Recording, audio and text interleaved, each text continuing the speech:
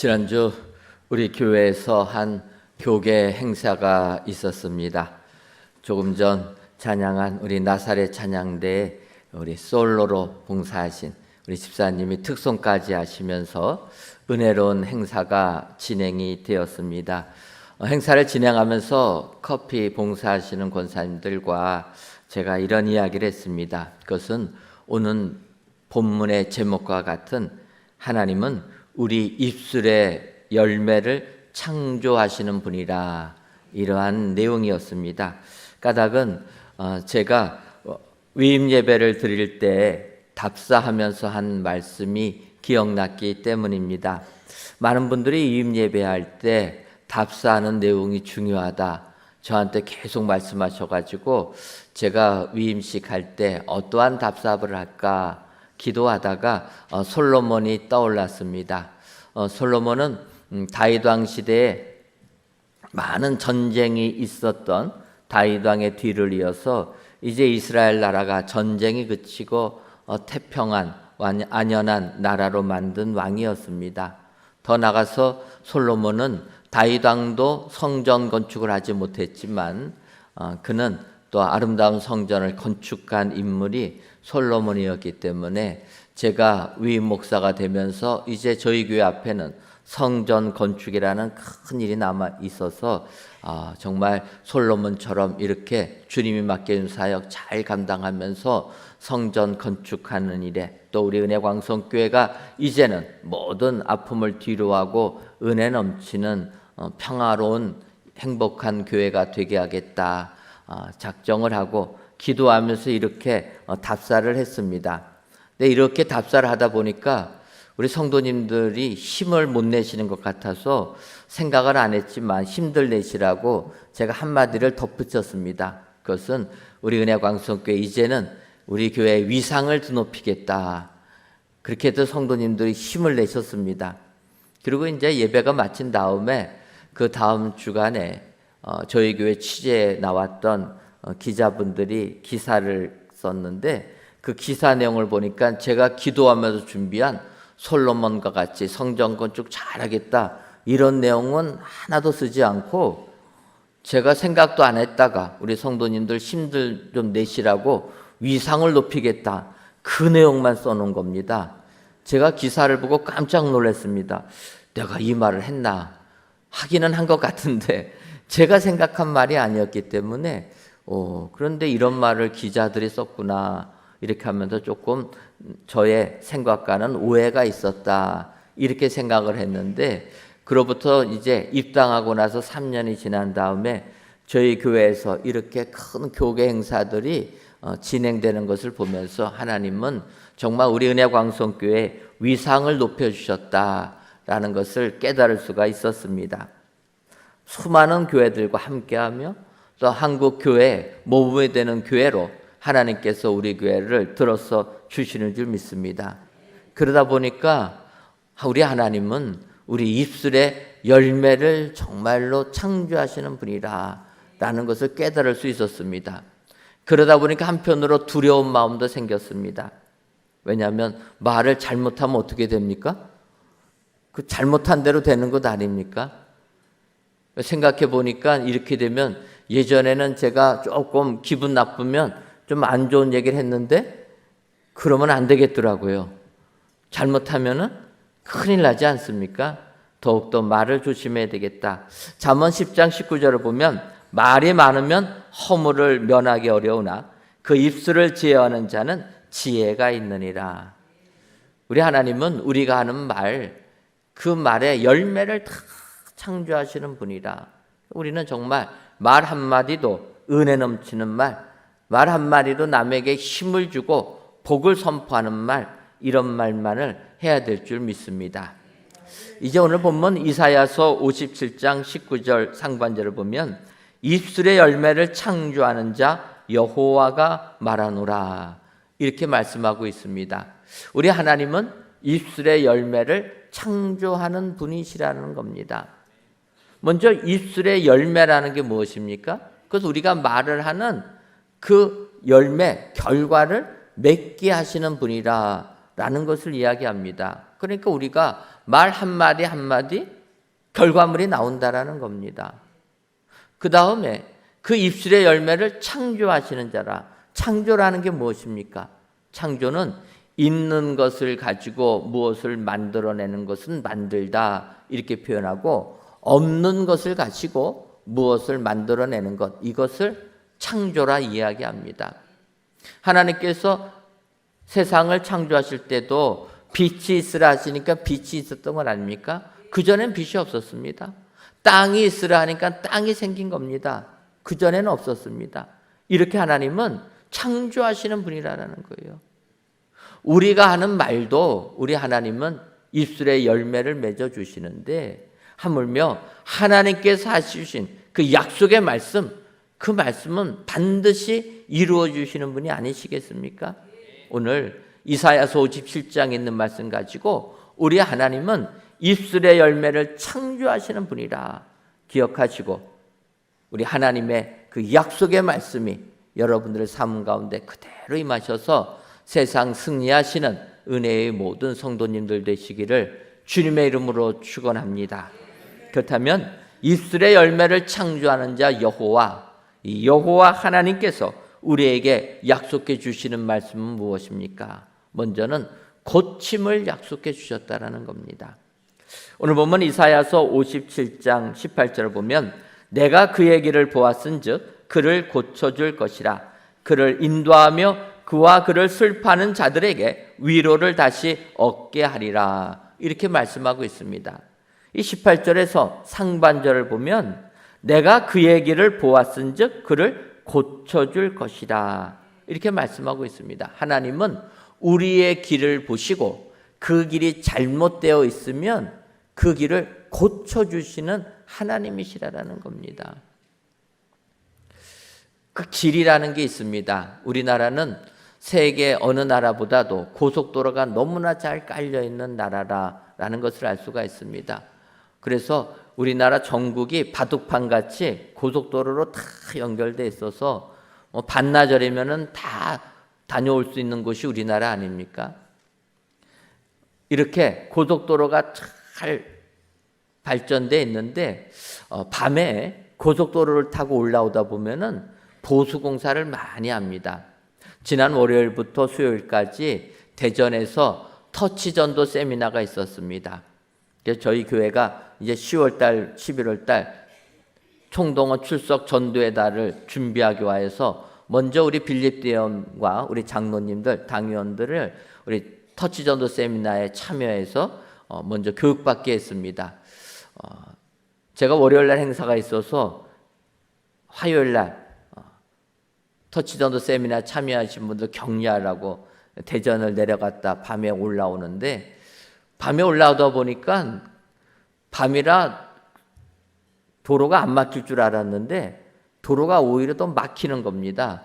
왜 막히나 봤더니 다 도로 공사를 하고 있는 거예요. 그러니까 낮에 도로 공사하면은 교통 체증이 생기니까 교통량이 적은 밤에 도로 공사를 하는 겁니다. 우리는 밤 시간이 퇴근 시간인데 그분들은 밤 시간이 일하는 시간이에요. 그래서 밤 되면 준비하고 있다가 도로에 다 막아가면서 도로 포장을 합니다. 여러분, 왜 고속도로 이렇게 보수공사를 합니까? 보수공사를 하지 아니하면 큰 사고가 나기 때문이라는 거예요. 도로가 파이고 싱크홀이 생기다 보면 자동차가 망가지는 것으로 끝나지 아니하고 그것을 원인으로 사고가 나기 때문에 그 사고 막기 위하여서 고친다라는 겁니다. 이것은 도로만 고쳐야 되는 것이 아니라 우리의 인생도 마찬가지라는 거예요. 우리의 인생이 고장나 있으면 어떻게 됩니까? 고쳐야 된다라는 거예요. 건강이 망가졌으면 병원 가서 고침받아야 되는 것 아닙니까? 우리의 신앙이 망가졌으면 신앙을 고쳐야 된다라는 거예요. 근데 문제는 우리는 뭐가 고장났는지 모른다는 게 문제라는 것 아닙니까? 문제를 알면은 고칠 텐데 그 문제도 잘 모르니까 분명히 잘못된 길을 가고 있음에도 불구하고 그 길을 간다라는 거예요. 근데 오늘 하나님이 해주시는 말씀입니다. 하나님께서 그 길을 보신다라는 거예요. 우리가 비록 잘못된 길을 가도 하나님은 그 길을 보시고 우리를 고쳐주시는 분이라. 여러분, 이게 은혜 아닙니까? 하나님이 우리의 잘못된 것을 다 아시고 우리를 치료해 주시고 고쳐주신다. 우리의 길을 평탄케 주신다. 이것이 은혜요 복이 되는 줄 믿습니다. 우리가 창세기를 보면은 아브라함이 등장합니다. 아브라함 가나안 땅에 있다가 흉년이 들어서 애굽에 내려가 애굽 왕 바로에게 아내를 누구라고 얘기합니까? 동생이라. 자기 살겠다고 동생이라 했다가 큰 어려움 겪지 않았습니까? 하나님의 은혜로 아브라함이 이제 무사히 가나안 땅에 오게 됩니다. 그런데 시간이 흘러서 가나안 땅에 또 흉년이 생긴 겁니다. 그러니까 이번에는 아브라함이 애굽은 못 내려가고 어디로 갑니까? 바로 옆에 있는 그랄 땅으로 내려가게 됩니다. 그랄 땅에 내려가서 그랄 왕 아비멜렉에게 또 아내 사례를 누구라고 얘기합니까? 동생이라, 여동생이라 또 얘기하는 겁니다. 한번 어려움을 겪었으면 이제 회개할 만한데 전혀 아브라함은 아닙니다. 똑같은 죄를 또 실수를 저지르는 겁니다. 그러니까 그랄 왕 아비멜렉이 아브라함과 함께 온 여인이 여동생이라고 하니까 신하들을 시켜서 자기에게 데리고 오게 합니다. 자기 아내 삼겠다고 하는 겁니다. 그때 어떻게 일이 생깁니까? 창세기 20장 3절을 보면 그 밤에 하나님이 아비멜렉에게 현몽하시고 그에게 이르시되 내가 데려간 이 여인으로 말미암아 내가 죽으리니 그는 남편이 있는 여자임이라. 하나님께서 밤에 꿈에 아비멜렉에게 이야기하는 겁니다. 내가 데려간 이 여인으로 말미암아 너가 죽을 것이다라는 거예요. 왜냐하면 그는 남편이 있는 여자 유부녀라는 거예요. 그러니 유부녀를 네가 취하니까 너는 죄인이고 그래 너는 그 죄로 말미암아 죽을 거다 이야기하는 겁니다. 그때 아비멜렉이 꿈에서 얘기하는 겁니다. 하나님께서는 의로운 백성도 멸하십니까? 그 얘기가 무엇입니까? 내가 뭘 잘못했냐라는 거예요. 아브라함이 자기 여동생이라고 해가지고 내가 아내 삼으려고 한 게 무슨 잘못이냐라는 거예요. 여러분, 아비멜렉은 잘못한 게 없습니다. 속인 아브라함의 잘못이지 아비멜렉이 무슨 죄가 있습니까? 그래서 아비멜렉이 꿈에서 하나님께 항변하는 겁니다. 하나님, 나는 아브라함의 말 믿고서 한 것밖에 없는데 왜 내가 죽게 됩니까? 그러니까 하나님께서 6절에 얘기합니다. 하나님이 꿈에 또 그에게 이르시되 내가 온전한 마음으로 이렇게 한 줄을 나도 알았으므로 너를 막아 내게 범죄하지 아니하게 하였나니 여인에게 가까이 하지 못하게 함이 이 때문이니라. 하나님이 아신다라는 거예요. 너는 모르고 아브라함 말만 믿고서 그 사라를 아내 삼으려고 했는데 그러나 이 사라는 아브라함의 아내이기 때문에 너가 모르고 하는 거지만 이것이 진행되면 너가 범죄하는 거기 때문에 내가 너를 막으려고 지금 이야기하는 것이다. 이렇게 하나님이 말씀하셨다라는 것입니다. 여러분, 우리 하나님은 이렇게 아비멜렉의 잘못을 그가 모르고 한 거였지만 그가 잘못된 길로 가는 것을 그 길을 보시고 그 길을 고쳐주시는 분이라는 겁니다. 여러분, 우리가 세상을 살다 보면 이럴 때 많이 있습니다. 내가 알고도 죄를 저지르는 것은 정말 벌받을 일이지만 내 의도와 상관없이 내 삶이 죄악의 길로 나도 모르는 사이에 다른 사람에 의하여서 죄악의 길로 빠질 수가 있다라는 것입니다. 그럴 때에도 하나님은 그 길을 보시고 그 길에서 우리를 구원해 주실 줄 믿습니다. 고쳐주신다라는 겁니다. 입술의 열매를 창조하는 자 하나님이 우리를 고쳐주시겠다 약속해 주시는 겁니다. 오늘도 이 고침의 약속이 여러분들 삶 가운데 임하셔서 내가 비록 잘못할지라도 내가 모르는 가운데서도 내 삶이 잘못된 길을 갈 때도 하나님께서는 분명히 나를 건져주시고 고쳐주신다. 이 확신 가지시고 험한 세상 이기시는 은혜의 모든 성도님들 되시기를 주님의 이름으로 축원합니다. 다음으로 입술의 열매를 창조하는 자 여호와가 해주신 약속의 말씀은 위로의 약속을 해주셨다라는 겁니다. 오늘 본문 이사야서 57장 18절을 다시 보면 내가 그의 길을 보았은즉 그를 고쳐줄 것이라. 그를 인도하며 그와 그를 슬퍼하는 자들에게 위로를 다시 얻게 하리라. 이렇게 말씀하고 있습니다. 여기 3방절을 보면 그를 인도하며 그와 그를 슬퍼하는 자들에게 위로를 다시 얻게 하리라 말씀해 주신다는 거예요. 하나님께서 우리에게 위로를 주시겠다 말씀해 주신다는 겁니다. 여러분, 이 위로라는 게 무엇입니까?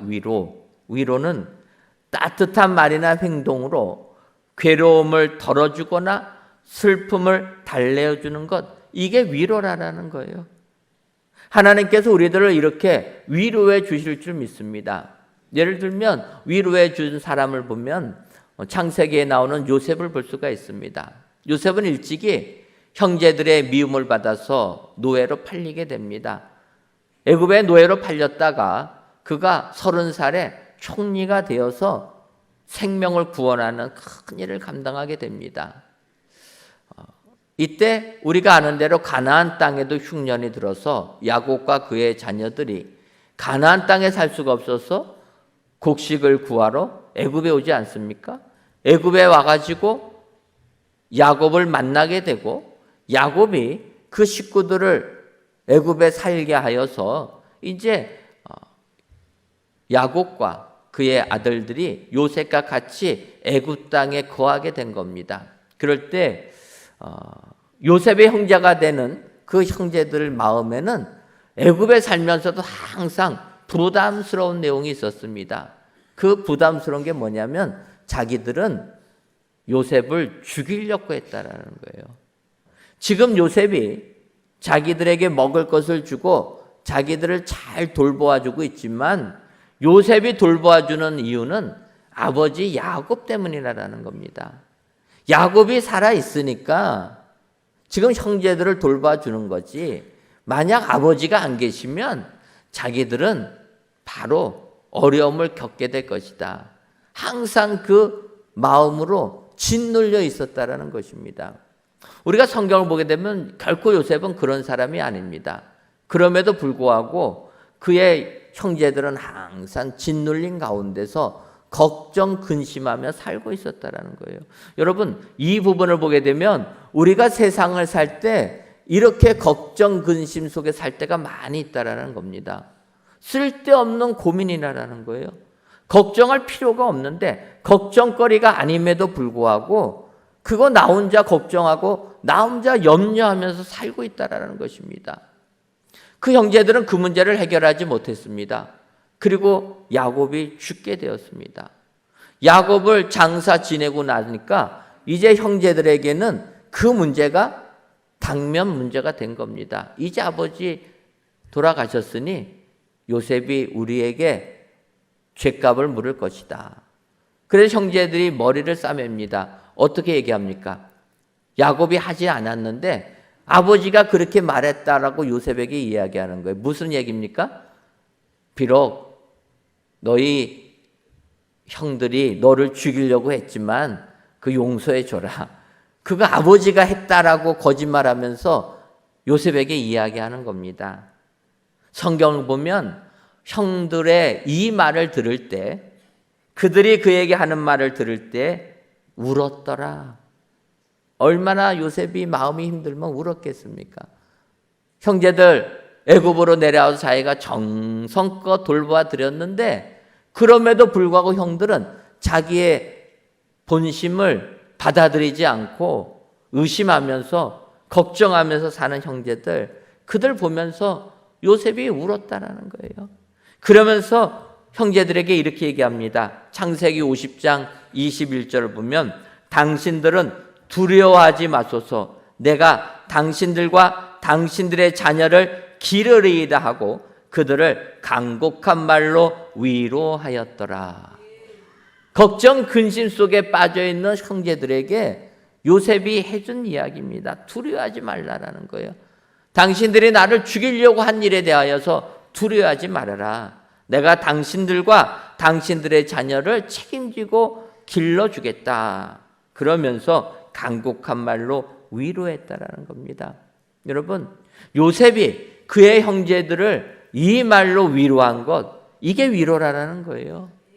걱정 근심하는 그 마음에 안심을 주는 겁니다. 하나님은 우리들을 이렇게 위로해 주실 줄 믿습니다. 더 나아가 하나님이 우리에게 위로해 주시는 그 위로는 인도하심을 전제하고 있는 위로라는 것입니다. 우리가 세상을 살면서 걱정하고 근심하는 게 무엇입니까? 내가 어떻게 살 줄을 모르기 때문에 어려운 것 아닙니까? 어떤 방향성이 정해지면 우리가 조금은 걱정, 근심을 내려놓을 텐데 내가 지금 뭘 해야 될지 판단하기 어려운 상황이라는 거예요. 이럴 때 우리는 고민하면서 걱정하는 겁니다. 근데 하나님은 우리를 어떻게 위로해 주시느냐? 말로만 위로해 주시는 게 아니라 인도하시면서 해 주신다라는 겁니다. 뭐라고 얘기합니까? 그를 인도하며 그와 그를 슬퍼하는 자들에게 위로를 다시 얻게 하리라. 인도해 주신다라는 겁니다. 하나님의 인도하심이 우리에게 제일 큰 위로가 되는 줄 믿습니다. 어떻게 해야 될지, 무슨 일을 결정해야 될지 걱정 근심 속에 있을 때 하나님은 우리들의 삶을 인도해 주시면서 우리를 위로해 주신다. 여러분, 우리가 믿는 하나님은 이런 하나님이신 줄 믿습니다. 오늘도 세상 살면서 큰 어려움에 봉착하신 분들, 걱정 근심 속에 잠을 못 주무시는 분들, 여러분, 우리 하나님의 위로를 받으시기를 바랍니다. 입술의 열매를 창조하는 자 여호와가 너희들을 위로해 주시겠다. 하나님이 약속해 주시는 줄 믿습니다. 그 위로의 약속은 내가 너희를 인도하겠다. 인도하여 위로해 주겠다. 여러분, 오늘도 하나님의 이 위로하심이 여러분들 가운데 임하셔서 세상 승리하시는 은혜의 성도님들 되시기를 주님의 이름으로 축원합니다. 마지막으로 입술의 열매를 창조하는 자 여호와가 우리에게 주신 약속의 말씀은 평강의 약속입니다. 19절을 보면 입술의 열매를 창조하는 자 여호와가 말하노라. 먼 데 있는 자에게든지 가까운 데 있는 자에게든지 평강이 있을지어다. 평강이 있을지어다. 내가 그를 고치리라 하셨느니라. 여러분, 이사야 선지자를 통하여서 하나님께서 우리에게 선포해 주신 말씀은 너희에게 평강이 있을지어다. 평강이 있어라 선포하고 있다라는 것입니다. 여러분, 이 평강이란 게 무엇입니까? 이 평강이란 단어는 우리가 너무나도 잘 알고 있는 히브리어 샬롬이라는 단어입니다. 샬롬, 우리가 인사할 때도 샬롬 하지 않습니까? 샬롬이 무엇입니까? 샬롬은 평화, 복지, 번영, 행복, 건강, 완전, 안전, 기타 등등 좋은 말은 다 샬롬이에요. 좋은 말은 다 샬롬이라. 얼마나 좋습니까? 하나님께서 우리에게 샬롬의 은혜를 주시면 우리의 가정은 화목한 가정이 되는 거고, 하나님께서 우리에게 샬롬의 은혜를 주시면 우리의 가정은 번창하는 가정이 되게 될 줄 믿습니다. 하나님께서 우리에게 샬롬의 은혜를 주시면 우리의 가정은 안전한 가정이 될 줄 믿습니다. 이것이 은혜요 복이 된다라는 겁니다. 요즘에 많은 분들이 저한테 그런 질문합니다. 목사님은 우리 교회가 어떠한 교회 되기를 원하십니까? 어떻게 되기를 위하여 기도하고 있습니까? 이렇게 저한테 질문하시는 분들이 계세요. 그러면 저는 그렇게 대답을 합니다. 제 개인적으로는 예수님 닮기를 원합니다. 예수님처럼 겸손하게 하나님 섬기는 예수님 닮기를 원합니다. 그렇게 말씀을 드리고, 다음으로 우리 교회 공동체는 정말 행복한 교회 공동체가 되었으면 좋겠습니다. 어떤 분들은 교회가 전도하는 교회, 선교하는 교회, 뭐 다음 세대 교육을 잘하는 교회, 뭐 여러 가지 것들을 내놓고 있지만 저는 그것보다는 그냥 우리 교회는 행복한 교회 나오는 게 행복하고 교회 나오는 게 즐겁고 성도 간의 교제가 행복한 이런 교회 되기를 원합니다. 저는 그렇게 얘기했습니다. 여러분, 교회 나오시는 거 행복하십니까? 교회만 생각해도 기쁨이 넘치십니까? 제가 생각한 것보다 아멘이 적어서 앞으로도 더 노력해야 되겠다 이런 생각이 듭니다. 저는 그렇게 생각합니다. 교회 나오는 게 우리 교회만 생각해도 은혜가 넘치고 교회만 생각해도 행복한 교회, 이런 교회가 진정 복된 교회라 이렇게 생각합니다. 왜냐하면 교회가 먼저 교회 생활하는 게 기쁘고 은혜가 넘칠 때 그 다음에 전도가 힘이 나는 거고 선교가 힘이 나는 거고 다음 세대 양육이 힘이 나게 될 줄 믿습니다. 교회 생활하는 게 기쁘지 않은데 여러분, 전도할 때 얼마나 힘이 들겠습니까? 아이들 교육시키는 게 얼마나 힘이 들겠습니까? 교회 생활이 행복하지 못하면 어찌 보면 교회 생활은 남에게 보여주기 위한 생활이요, 어찌 보면 내 마음과 달리 위선적인 생활이 되기 때문이라는 겁니다. 그러니까 그런 걸 떠나서 뭐 선교 열심히 한다, 전도 열심히 한다, 이걸 떠나서 먼저 우리가 믿음 생활이 행복하면 그러면 자연스럽게 이 은혜 때문에 복음 전하는 것이고 선교하는 교회가 되게 될 줄 믿습니다. 그래서 저는 행복한 믿음 생활을 전제로 한 자연스러운 교회 부흥을 꿈꾸는 겁니다. 교회 생활이 행복하면 뭐 특별하게 달라서가 아니라 그 은혜 가지고 나가서 복음 전하는 것 아닙니까?